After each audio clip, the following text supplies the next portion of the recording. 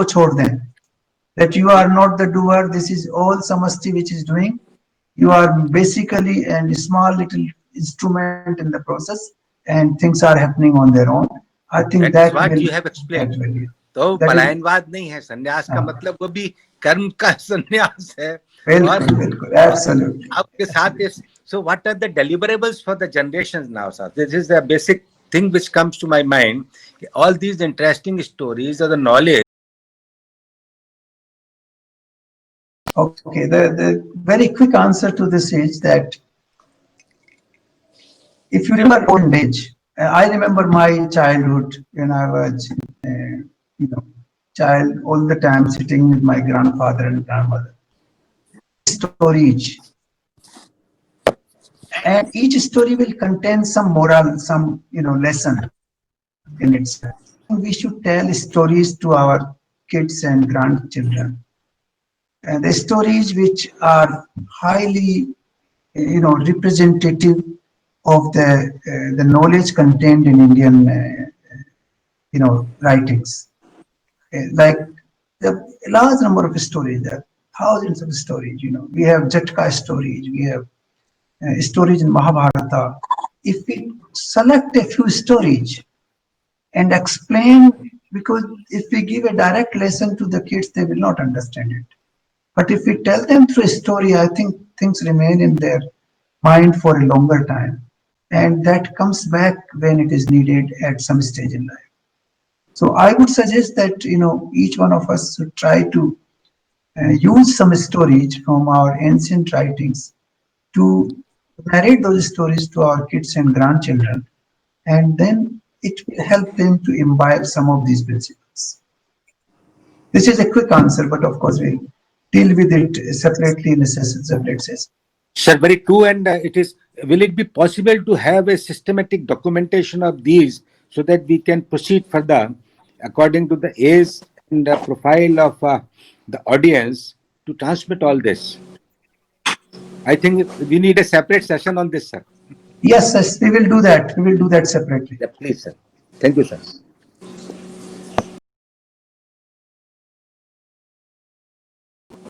You see, there are two different things here. One is Maya and one is living in present. Now, Maya is basically the second name of all the physical existence which you see around yourself. The concept of Maya implies that the physical existence which you see around yourself appears stable, appears pleasing, appears enchanting. That is because of Maya. But it is not so, because you have to look at the underlying reality, and you should, connect yourself with the reality, not with the top structure or the upper structure, which is in the form of waves, which is this world. So don't get engaged into or attached to this world. Perform your activities. This world, you have to live into this world. So you keep performing your activities, whatever are essential, but don't get attached to them. That is one thing, and don't feel that you are the doer. These are the two things concerning the concept of Maya. Now, living with present and living with past and living with future. This is extremely important topic in itself, because whatever has passed will never come back. It has happened. Whatever is in the future, you cannot control it. It will happen whenever it happens. We can live only in the current moment, the shan to shan we live. And in that particular moment, you should feel your consciousness. You should live consciousness. That is what they call in modern like mindfulness, that you should live with mindfulness. Or you should be aware of what you are doing, aware where you are sitting, what you are doing, with whom you are talking, what you are eating. Whatever activity you are doing, you should be fully aware. If you are fully aware of those activities which you are doing, automatically you will not do things wrong, because you will not do things in a state of unconsciousness. A large part of our life passes in unconsciousness. We are doing things mechanically, automatically they happen. Like you sit in the car and you automatically, use your brake and clutch and steering without realizing that you are driving. Very few occasions you feel that you are driving because it becomes so mechanical. And the process in life becomes mechanical because we live in the past or in the future. We are thinking all the time past or the future. When you are living in the present, when you are living with the consciousness, then that mechanical thing goes away and you are actually living a life in the present. And that helps you to overcome the veil of Maya. So this is the use of living in present, but Maya is different than living in past, present and future. But certainly living in present will help you to overcome the veil of Maya. Or you Yeah, can whatever has call happened, it like it will, driving. absolutely. No, but you don't even have to think that whatever has happened will not repeat, will not happen again. Absolutely. But Maya is also happen in present. When you are living in present without consciousness, if you are living in a mechanical way, then Maya can rule yourself even in the present. That is the difference. You are living in present right now, okay? But people live what we call murchit avastha. You do things mechanically without thinking what you are doing, without being conscious, without being aware of what you are doing. Large part of our life happens that way. You are sitting and eating your food. You are eating your food mechanically, but your thought process is somewhere else. Realize it many times. You are not on the food when you are eating. Your thought is somewhere else. You are reading a book, but your thought process is somewhere else. So you are not with the book. So, that is a process which will enable you to overcome Maya. But that is a different process. You live in the past and the future because your mind has this tendency to go to the past and to the future. The mind has this tendency to, what you call, just drift, keep drifting all the time. Either you have the fear of the future or you want to see the experience of the past or the pleasantness of the past, and it keeps you away from the present. So whatever activity you do, you should be present there, be aware. That is a different process than Maya, but this process will help you to overcome Maya. Maya is all the time in this world. So long as we have the tendency to attach ourselves to what you call ego, that I'm the doer, I'm the one who is doing, or to attach to some objects, to attach to wealth or power or sexual desire, all that will keep you engaged in the in Maya. So we have to leave these two things aside. I think this is dhyan which we do, meditation. That is what we live in present. You see, you are directing your mind all the time. Your mind goes here and there and you are directing the mind. So you should be director of the mind. Yes, sir. Mind should not keep directing you. Yes. So most of the time, sir, the query is, नाम और ध्यान दोनों है या खाली ध्यान ही ध्यान है? आपको अपने माइंड को कंट्रोल करने की आदत होनी चाहिए. That's it. The mind should be under your control. You should be in the driving seat, not the mind. That is the prime condition.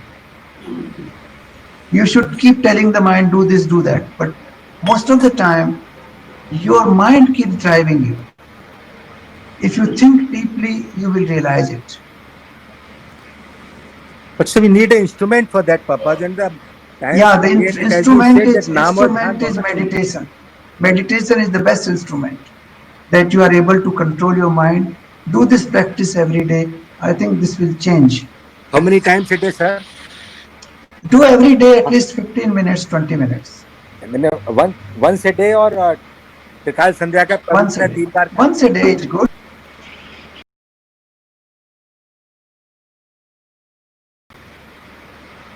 This is the old or ancient name, which is the current name. Today's name, we can call it the atom is made of three things: proton, neutron, and electron. Yes. Similarly, it was said in our ancient writings that the nature is impregnated with three gunas, that is Satgun, Rajgun, and Tamogun. Now they work like this. One, Tamogun is more like, obstruction. It creates obstruction. It's like a brake in the car. Let's take the example of a car. The Rajogun is like accelerator. It accelerates. Tamogun is like brake.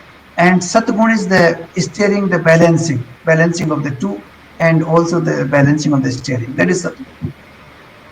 Now, the Satgun's role is to give you enlightenment, to make your knowledge better, to make your understanding better, to make you feel compassionate, to make you feel, to help others.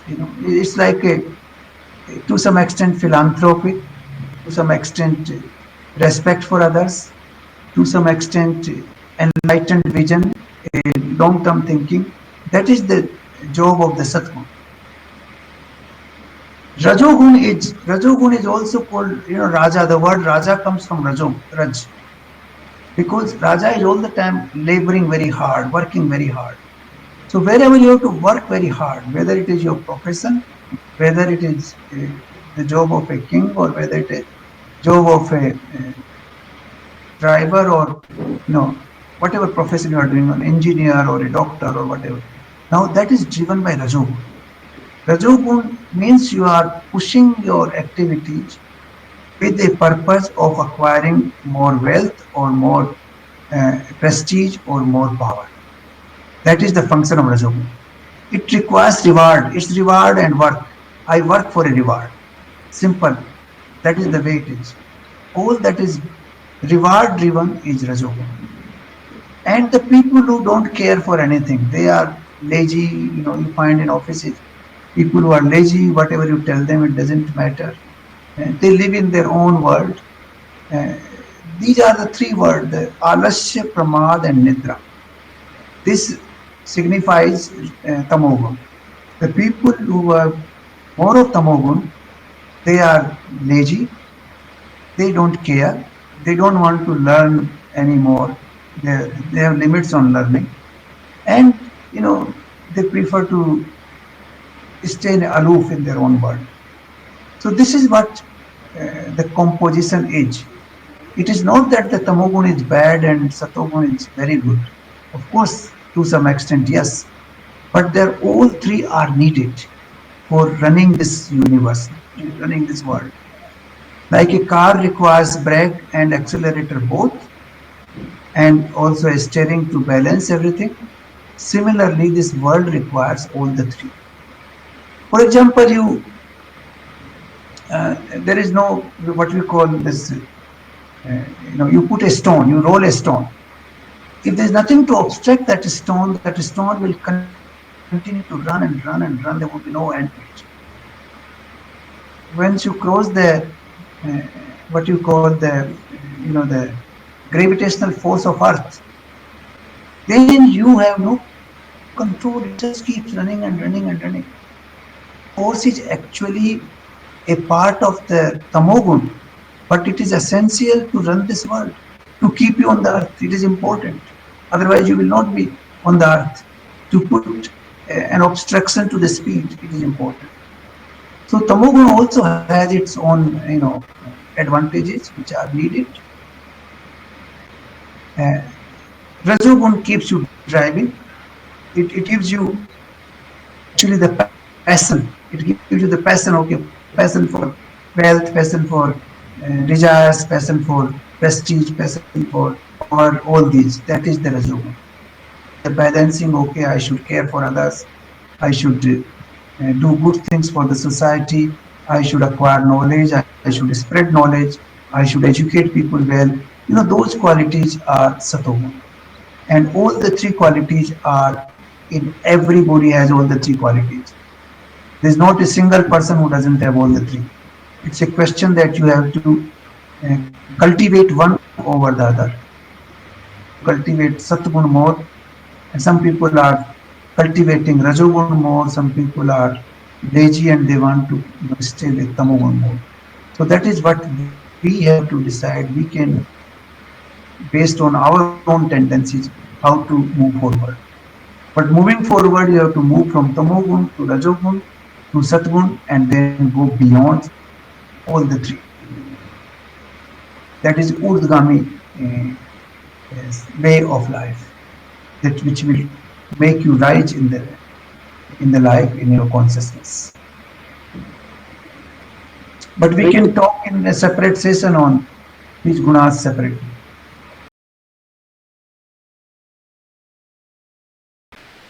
You see, this attachment is part of Maya, very clear.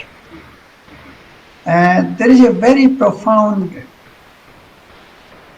I would say, one page written text in Bradhananokya Upanishad, which I found absolutely true when I was contemplating on that text. First, I found that it was, not correct, but then I contemplated on it and I found it is absolutely correct. The text starts like this, that you do not love your wife, you love your wife because you love yourself. You do not love your husband, you love your husband because you love yourself. You do not love your father, but you love him because you love yourself. The father does not love you, but he loves you because he loves himself.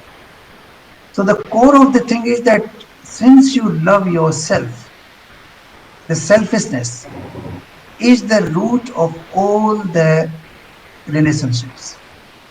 It serves some purpose in life to keep that relationship. And that is why you do that. All the relationships are a product of some selfishness somewhere. There is no relationship which is entirely without any selfish motive.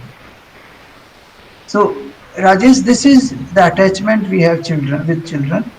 It is a natural attachment because we feel that I am their father, I am their mother, I am protecting them. This feeling of I enforces or reinforces our attachment with children. If we believe that our children have come into this world and I have played a role as an instrument of this whole universe or nature or samasti, as an instrument of the samasti, these children have been born as my children.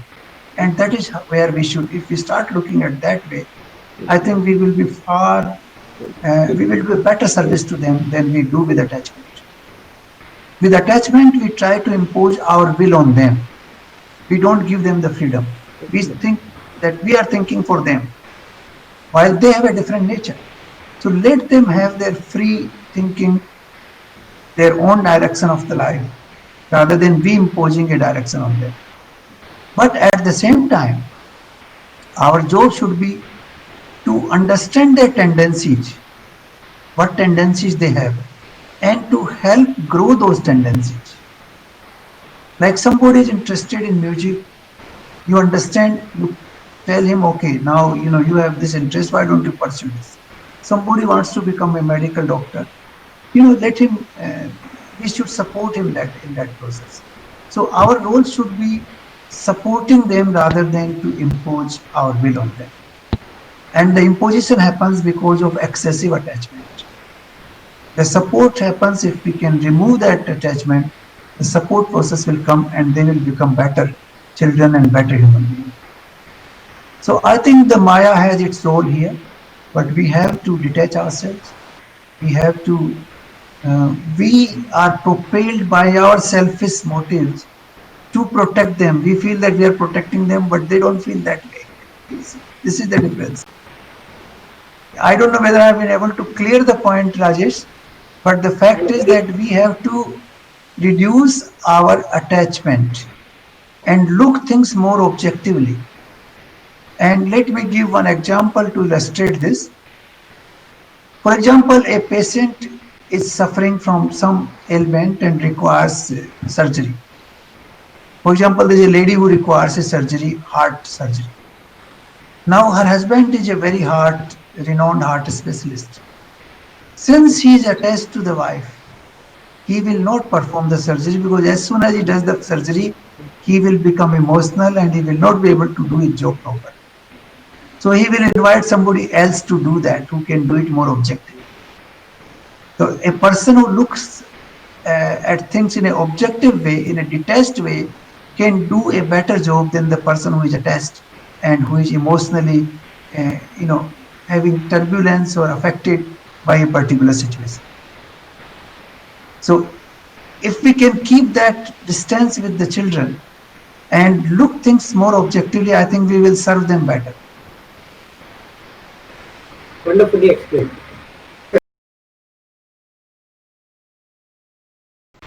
Logic. इसलिए है कि संसार को चलाना तो है ना, संसार को चलाने के लिए ये माया का रोल है. Otherwise the world will not be running. You will not produce children if you don't have the impact of maya. The mother will not look after a child. She will not like to get, to have pregnancy. The whole thing is driven by maya, because we have to run this world. The Almighty has to run this world, or the Samasti has to run this world. So maya has to play its role. So the maya is important to run this world. But if you want to get out of the cycle of the birth and rebirth, then you have to get out of this world, and that is what you have to get out of maya for that purpose. So on the one hand, there is a interest in running this world. On the other hand, there is an interest getting out of this world, where we are born and reborn and doing the same thing in a repeated manner over thousands and thousands of years. And we want to get out of that cycle, then we have to get out of this. But there is an interest to run this world, and the world runs because of maya. If you don't have attachment, why will you, go and work and become a CEO of a company? What is the interest? तुम तो कहो मेरे को रोटी तो मिल रही है, मेरे को CEO से क्या लेना है? खाना तो मिल रहा है, मैं आराम से रह रहा हूँ. So that Rajogun comes into place. Rajogun drives you. Reward, punishment goes with that. Okay, I work and I get reward. I work and I get reward. He doesn't work, he gets punishment. So these gunas come into play, because these gunas are part of our, body-mind system.